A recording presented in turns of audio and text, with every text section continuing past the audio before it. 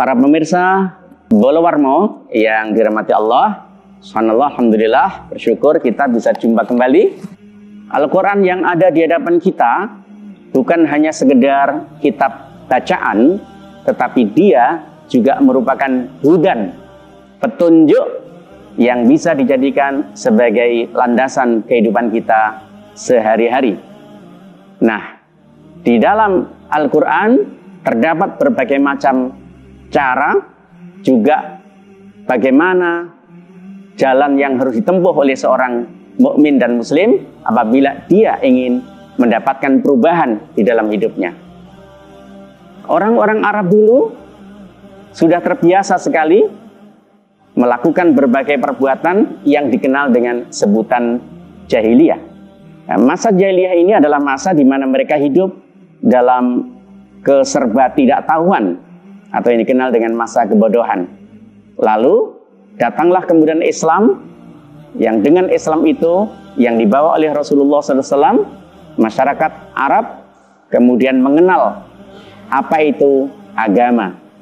Di dalam surah Al-Fatah ayat 38, di sana Allah Subhanahu wa taala menjanjikan bahwa agama ini, Islam ini, akan dimenangkan oleh Allah dari seluruh agama-agama yang ada di muka bumi, meskipun banyak orang yang tidak suka.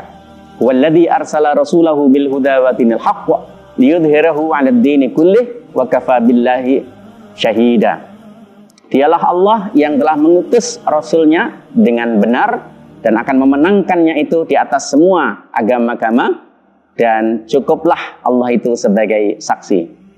Mengapa Al-Quran bisa menjadi saksi dan sekaligus akan dimenangkan oleh Allah di muka bumi? Karena apa yang diajarkan oleh Al-Quran itu benar-benar merupakan ajaran yang dibutuhkan oleh dunia kita saat ini. Apa itu? Yang pertama adalah pandangan bahwa hidup manusia itu harus bertauhid. Orang-orang kafir Quraisy dulu menyembah berhala, menyembah patung, menyembah batu, dan lain sebagainya. Mereka tidak menyadari bahwa apa yang mereka lakukan itu merupakan perbuatan yang sebenarnya bukan hanya perbuatan syirik, tetapi perbuatan yang membuat pikiran mereka terbelenggu oleh sesuatu yang tidak bermanfaat, yaitu batu dan lain sebagainya. Ketika Nabi kita Muhammad SAW membacakan di hadapan mereka surat An-Najm dari ayat 1 sampai 62, mereka terkejut, terkesima dan terpesona sekaligus, bahkan hingga sampai pada ayat terakhir, fasjudu lillahi wa'budu, maka hendaklah engkau bersujud kepada Allah dan kemudian menyembah Allah saja.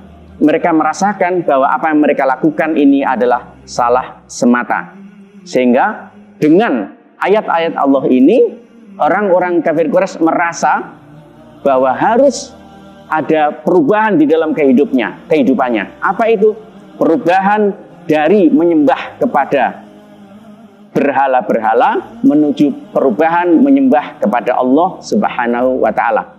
Inilah pandangan teologis yang sebenarnya diakui secara universal oleh seluruh umat manusia. Setiap agama memang memiliki keyakinan dan landasan teologis sendiri, tetapi Islam landasan teologisnya sangat jelas, yaitu la ilaha illallah. Yang kedua adalah pandangan tentang peradaban dan ilmu pengetahuan. Orang-orang Arab waktu itu terkejut ketika wahyu pertama yang turun bukan hal-hal yang bersifat mukjizat, tetapi hal-hal yang bersifat pengetahuan, sebagaimana disebutkan dalam surat Al-Isra, Al-Alaq maksud saya, ayat 1 sampai dengan ayat 5. Iqra bismi rabbikal ladzi khalaq, dan seterusnya. Ayat ini mengagetkan sekali bagi mereka dan sekaligus menyadarkan, oh ternyata orang-orang Arab sudah sangat jauh ketinggalan dari peradaban yang lain.